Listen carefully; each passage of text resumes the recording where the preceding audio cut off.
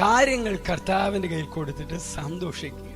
നിങ്ങളുടെ സാഹചര്യങ്ങളിൽ നിങ്ങൾക്ക് കഴിയുന്നതെല്ലാം ചെയ്തു കഴിഞ്ഞാൽ അത് ദൈവത്തിൻ്റെ കയ്യിൽ കൊടുക്കുക.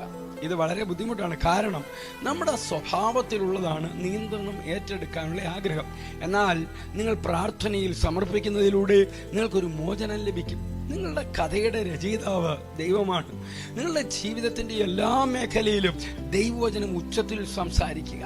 എൻ്റെ ജീവിതത്തിലും എൻ്റെ ദിവസത്തിലുടനീളം ഞാൻ ബൈബിൾ വചനങ്ങൾ ഇടയ്ക്കിടെ സംസാരിക്കും. എൻ്റെ ആവശ്യങ്ങൾ നിറവേറ്റപ്പെടുമോ എന്ന് ഈ ലോകമല്ല തീരുമാനിക്കുന്നത്. അവയെല്ലാം മഹത്വത്തോട് തൻ്റെ ധനത്തിനൊത്തവണ്ണം ക്രിസ്തു യേശുവിൽ പൂർണ്ണമായും തീർത്തു തരും. എൻ്റെ ബാങ്ക് അക്കൗണ്ട് എന്താണ് പറയുന്നതെന്ന് ഞാൻ കാര്യമാക്കുന്നില്ല.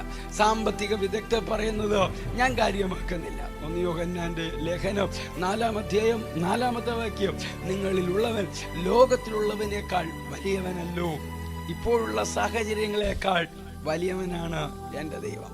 ക്രിസ്തു യേശുവിലൂടെ നിത്യതയ്ക്കായി ഉതകുന്ന ഒരു നല്ല ദിവസം ആശംസിക്കുന്നു.